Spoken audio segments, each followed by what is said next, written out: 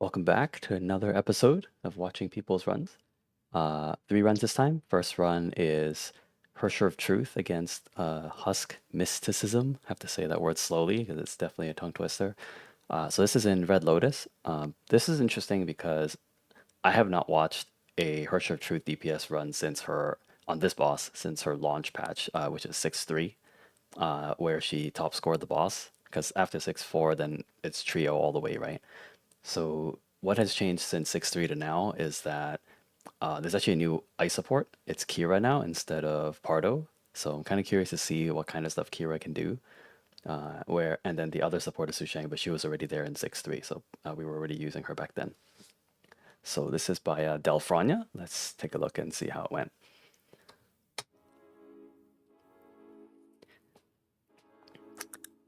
We got Arknight's music. 2-star Ellie. SS1 Hersher of Truth and Red Lotus. What the heck? And then triple S for the other two. Yeah, I think this is Arknight's contingency contract music, but I didn't play this one actually. So this is the first time I haven't heard this one that many times.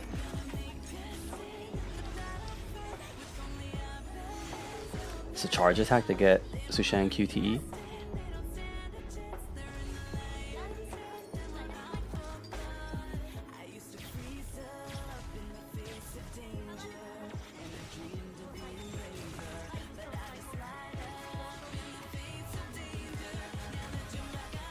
Wow, it's already dead. What's it's so fast? Oh, not quite, but this will do it. Yeah, that's so fast. What the hell? So that was Bronya 1 combo, 1 ult, and then weapon active. Very, very fast. So what's the best way to do the orbs for this team? Is it going to be Kira doing it? Or Sushang doing it? Or Bronya? But it's not going to be Bronya now, because if she transforms now, she'll gate herself. Because she'll have to... If the team rotates again, she can't transform again. Okay, so it's a double Kira snipe. The only other way I can think of doing it is if Sushang can break the orbs with just her ult. Then you can Kira right away after the orbs breaks. That would be faster, but only if Sushang is strong enough to do it.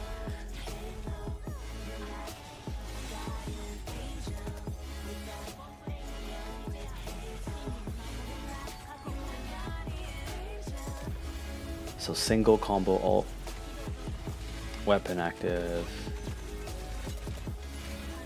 and then another combo.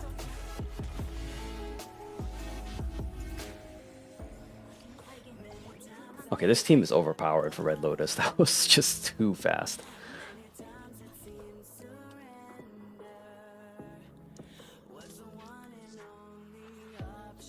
Yeah, so full gear everyone. It's just the Alpha's 2-star and Hersher of Truth is SS1. Okay, so the only thing to really pick apart is for phase 2. So very small improvement. Wait, let's see how this worked. Oh, so I guess in terms of damage, it doesn't really matter. But if you do the ultimate after the second combo, it'll do more damage because each combo used increases the damage of the ultimate, and you can do it up to twice. So 2 combos, ultimate will be max damage. If you do 3 combos and then ultimate, it's still the same damage as 2 combos ultimate because it only stacks twice. But I guess in this case, it doesn't matter because the boss died anyways after the second combo. But if you did put the ult at the end, then you would do a bit more damage. Actually, I think even in this run, even if you don't need the damage, it's still helpful because the ult has a lot of end lag. So if you killed the boss with the ult, then you don't lose those few points from the end lag, which is right here. You lose like 3 points from the end lag, yeah, because she can't do anything during that time. So putting the ult at the end would give a 3-point increase already. And then the other thing is, this is a pretty well-known technique amongst like the really, really, really crazy molders, and that is if you do 1 basic and then you do evasion weapon active, it's the fastest way to build the bar.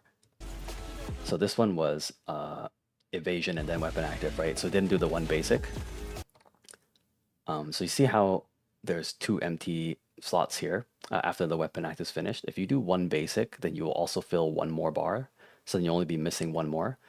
And then after the weapon active uh, ends, if you hold A, she will instantly fill the last bar with the basic and then go into combo attack. The reason why it works is because the first basic is really, really, really fast and has low end lag.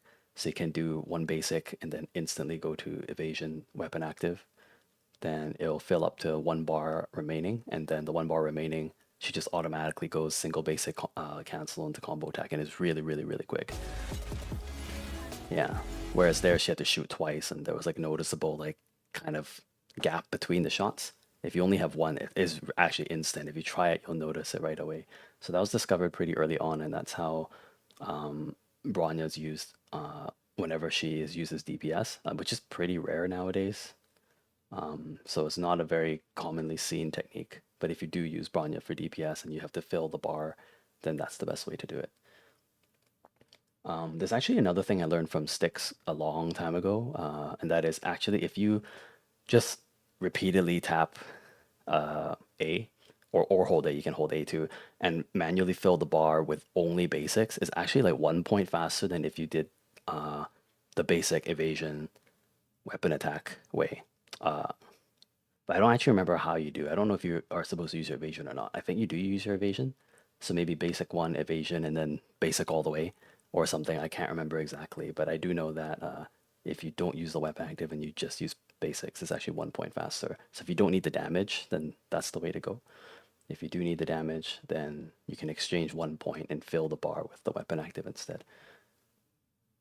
And that's all the insight I have for that. So thank you, Delfrania. Next two runs are both Luna runs. So I'll do this one first because this one was last cycle. So this is by one more box. People in C who are in the molding community probably know him very well. So this is actually, he did this run on Akayuki's account, and this I believe was rank 1C in that cycle, if I remember right. Yeah. And this is actually the first time I've seen this rotation, but he's been talking to me about it. He was really excited about trying to find a 9S account to borrow so he could get rank 1 and beat all the Aponias. Because I think Aponia might actually top score this if it's a 9S Aponia team. So if you support Aponia with support triple S Aponia with triple S Luna, it might edge this team out just by a little bit. But it might be temperature or disturbance dependent. So it might be the case that she doesn't always win because the scores are actually quite close. But let's see how he did here. And there's probably a lot of cool things because he really, really tried to get every last point he could for this. But clearly he failed. This is a 33 plus. But it's probably pretty hard to get the final few points. Okay. So this is a maxed out team, of course, because it's Akayuki's account. So the only thing that might be interesting to see would be the affixes, because I heard him complaining that his Luna affixes are very bad, and you can see it's only 78.7. There's quite a lot of people I know that are over 80, so Akayuki is on the lower end there. And then Harsha Truth has pretty good SP affixes, which is crazy, and then Eden's full attack.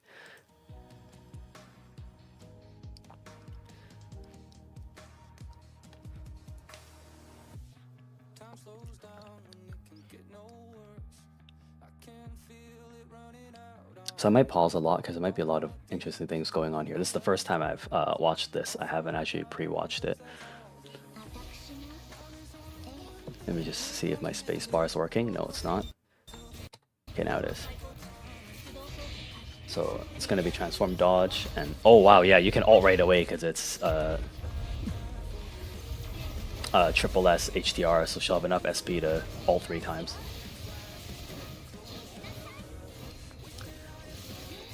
Yeah, and then the ult end lag from Bronya is perfect enough. It's perfect because it has that end lag which just spaces it enough so that Eden actually paralyzes the boss with her ult. Normally if you QTE Eden right away and you ult, she actually won't paralyze Husk because Husk is still like in his red status immune form. But the ult end lag just adds a little delay so it just all fits in perfectly.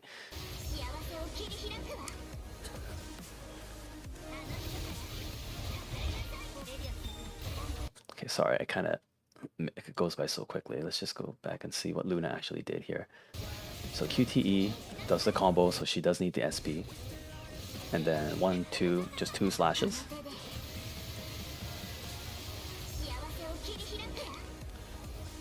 So two slashes ult, and then in the name of protection, so hold weapon. So double unlock with Bronya. And then, yeah. So this rotation, I think, will clear Husk in... Actually, maybe not. Let's see. So that was an elf reset to get Luna to come back again.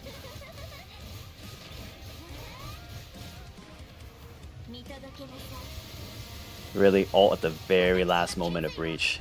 Is that enough? Okay, yeah, it should be enough, yeah.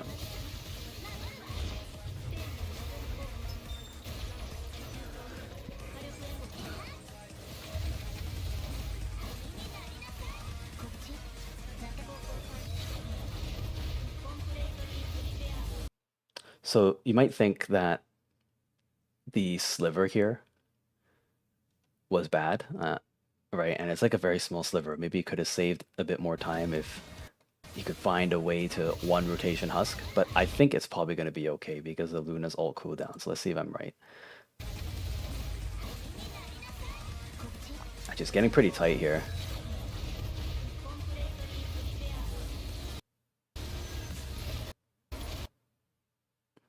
$832. I believe Luna's cooldown is like 53 points. So what was this? 885 we're looking at?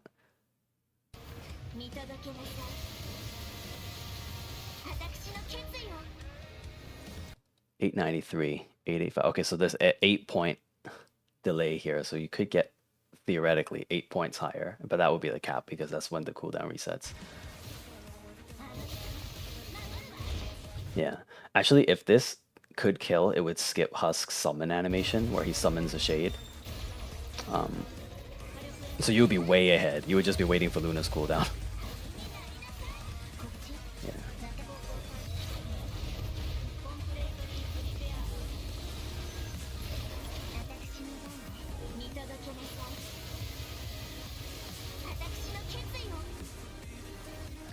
Okay, and then the final score is 832, right?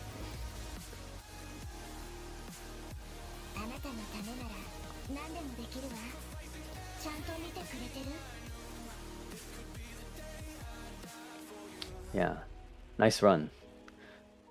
Actually, so one other thing I was curious about is Bronya had to do some extra shots, and I'm trying to figure out why. So,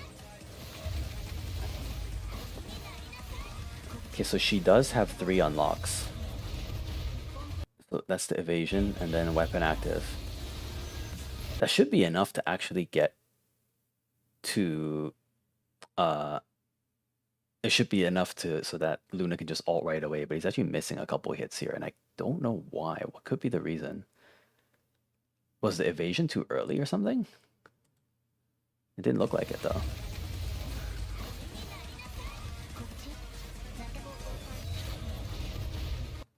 Okay, yeah, it was pretty early.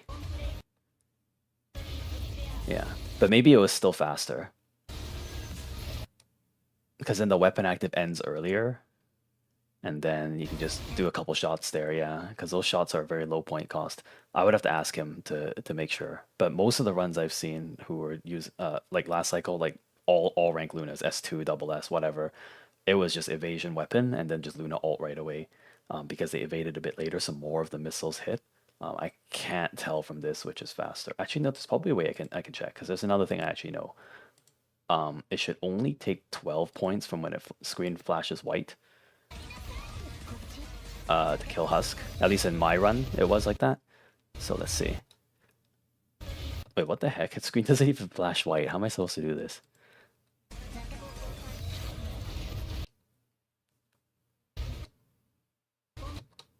Can I go frame by frame here? Actually, frame by frame is going to take way too long. Actually, no, maybe it's not. It's actually pretty quick. Okay. Apologize for this. His screen doesn't flash white. It must be because his graphic setting is like different because it's supposed to be white. Okay, but let's just say it's 842. Okay, so it should only take 12 points. So 830.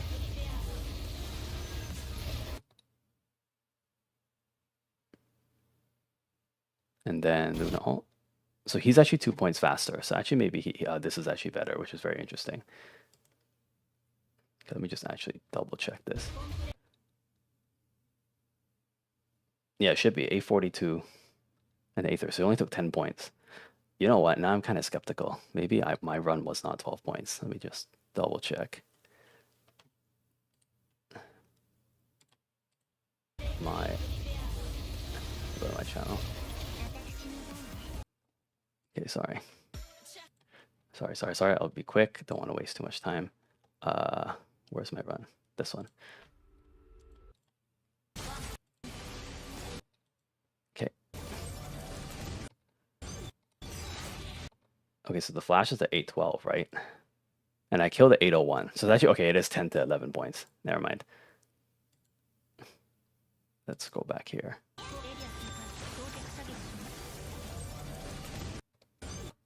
812.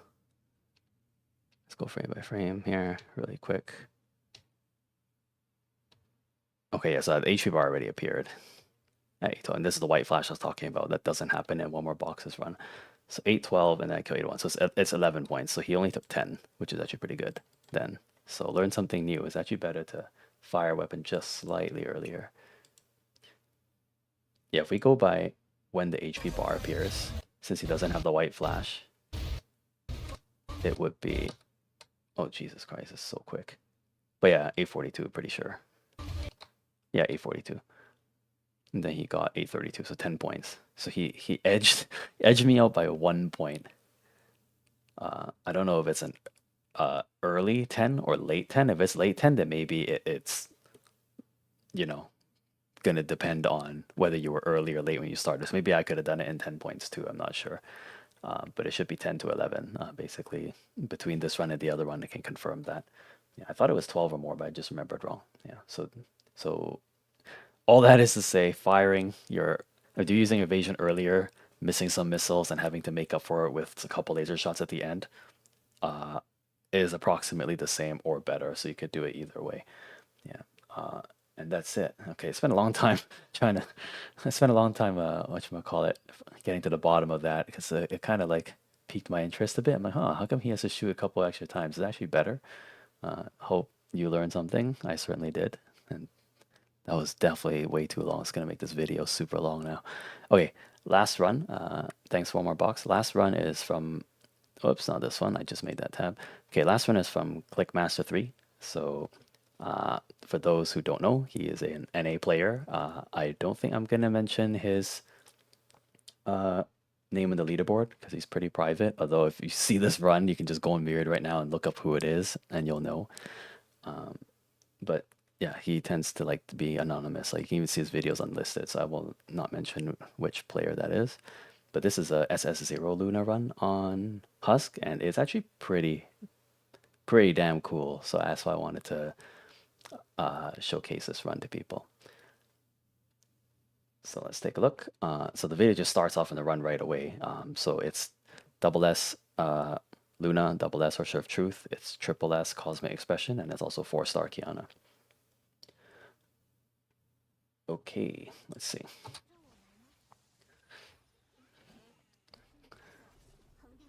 So uses her weapon active to get Bronya's QTE, so she can get 2 unlocks there.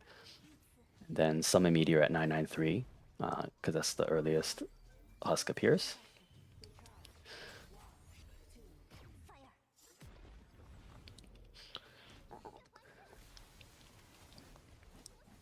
So does the combo attack there. Do need it for the damage and SP. 7, 8, 9, 10, 11. So that's the full amount of slashes. And then hold weapon ult, and I think this kills. Yeah, so the full damage cycle kills with SS0, so cannot cut anything. Okay, that happened so quickly. Let's kind of go back and see what's going on here. Let's check whether this is... Okay. So it was Bronya QTE and weapon to get 2 unlocks. Then we use Griseo QTE for Team SP.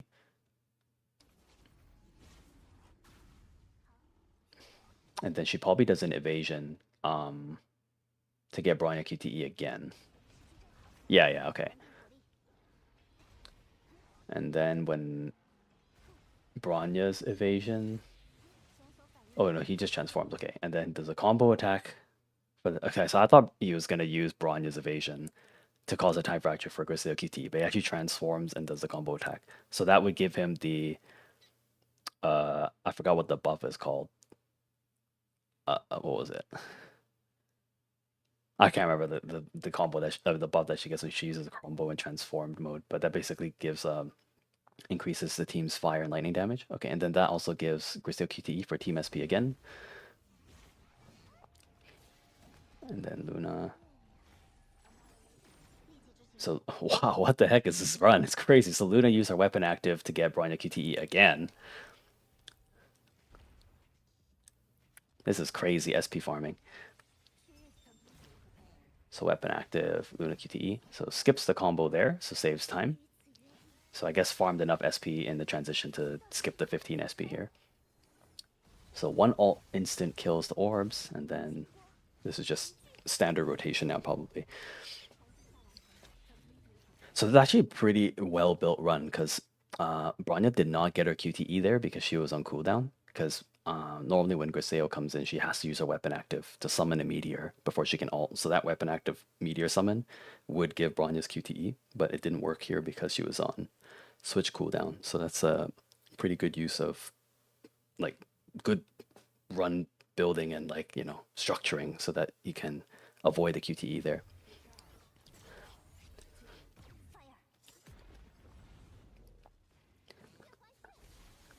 Yeah. So I'm pretty sure the QTE at the very end is unavoidable. So there will be a little bit of point loss. But you can use Brian's QTE for some extra damage if it's needed. So it's not completely wasted. Yeah, so okay, so one Luna basic after the ult, and there's still some HP left. So yeah, the QTE here, although it wastes time, it does help with the damage. So it's not the end of the world. Actually, there's a pretty good chunk. It looks like it was actually needed. So it's integrated into the run. Yeah. So QTE weapon active, and actually no, it was no weapon active, right? Uh, it was just QTE transform. Yeah, QTE transform, and then combo, and that was enough.